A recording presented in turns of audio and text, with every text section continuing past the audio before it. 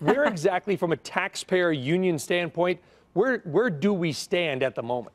Well, it's an interesting question, Brian, because right now this week we've had a lot of movement on the trade front. Now, like you said, in China, last week we had not one but two threats from the president about increasing tariffs on Chinese products. You know, that $200 billion tranche, the period for comment on that ended last week. So now the administration is essentially free to exert new tariffs anytime now. But the president also said that he'd be willing to exert another $267 billion of tariffs on Chinese products, essentially increasing tariffs on every import to the United States from China. Now, this will increase prices for consumers. Taxes are tariffs at the border. That means Americans pay them. The question, or the argument, that other companies across the world pay tariffs is simply not true. And we're starting to see some of that. You know, the question earlier about Apple and what they're going to do if they were to try to make the iPhone here. It increases prices to not only coerce companies to make products here that they don't have the capacity to do so,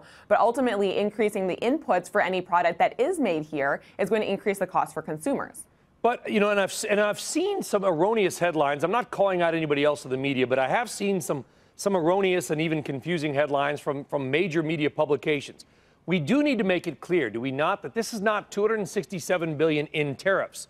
This is the potential for 10% to 25%. Correct. On 250 to 267 billion. So you're looking for a numerative impact of 12 billion or so to 25 to 30 billion. It's not 267 billion in tariffs. That's true, Brian, and I appreciate you making that distinction, but at the end of the day, the argument is the same. That makes prices rise for consumers. And remember, we're now only a month and a half, 2 months away from the midterms, and what voters did to bring Donald Trump to the White House was say, listen, our economic circumstances aren't changing. We don't feel any better off than we have been, even though the recovery has been happening for a couple years. Increasing prices on consumers, where Americans feel it in their checkbook most, is certainly going to change that equation. So regardless of the fact that we've removed a lot of barriers in the economy, thanks to tax reform and deregulation, if prices increase and Americans feel like their purchasing power has diminished, that's certainly going to show up in how they feel about their own economic circumstances. I do wonder, though, Michigan, Wisconsin, Pennsylvania effectively delivered the presidency to President Trump.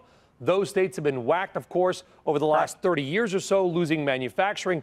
Is this story, the tariff story, playing out well in those states? I don't know. I think that, again, Americans vote with how they feel about their checkbooks, not just voting with their checkbooks. So that means, what is it doing to those industries in those states? You know, I'm from Wisconsin, so the Foxconn story, of course, is one that we have been following closely and looking at inputs for the iPhone. That's something that's going to impact not only the tech sector here in the United States and in those Rust Belt states, but obviously ag is taking a big hit as well. So Americans... But, okay, Maddie, I did not know that about... I live in Wisconsin for part of the year. I am a Wisconsin taxpayer. Go Pack! So, so you know as well as I do that there is still a lot of pro-Trump sentiment in the same counties that delivered him the presidency. You and I probably still talk to the same people.